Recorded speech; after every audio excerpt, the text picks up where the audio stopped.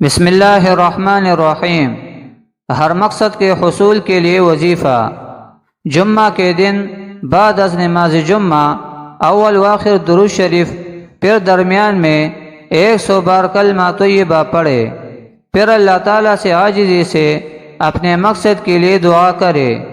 7 ہفتوں تک یہ عمل کرے، انشاءاللہ چند دنوں میں آپ کا مقصد حل ہونے کے اثرات شروع ہو جائیں گے، بخت کشادہ ہو جائے گا اور آپ کا مقصد حل ہو جائے گا انشاءاللہ۔